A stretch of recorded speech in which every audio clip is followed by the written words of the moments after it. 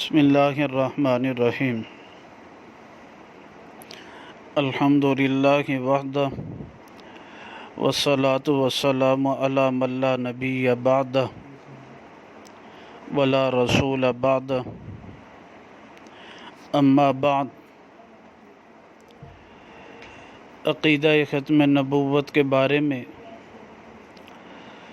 200 سے زائد احادیث مبارکہ مروی ہیں۔ آج حدیث نمبر 52 کو بیان کیا جا رہا ہے۔ یہ حدیث مبارکہ کے راوی حضرت زید بن ابی اوفا رضی اللہ تعالیٰ عنہ ہیں۔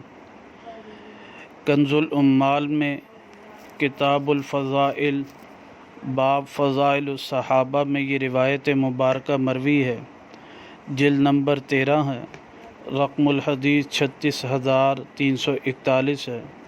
اس روایت مبارکہ میں نبی پاک صلی اللہ علیہ وسلم نے فرمایا، والذی بعثنی بالحق، قسم اس ذات کی جس نے مجھے حق کے ساتھ بھیجا، ما اخترتک لنفسی الا لنفسی، کہ میں نے تجھے اپنی ذات کے لیے ہی پسند کیا، وانت منی بمنزلۃ ہارون من موسیٰ غیر انہ لا نبی بعدی، اس حال میں کہ تو مجھ سے ایسے ہی ہے جیسے موسیٰ علیہ السلام سے ہارون علیہ السلام نائب و خلیفہ تھے، لیکن علاوہ اس کے کہ بے شک میرے بعد کوئی نبی نہیں ہے۔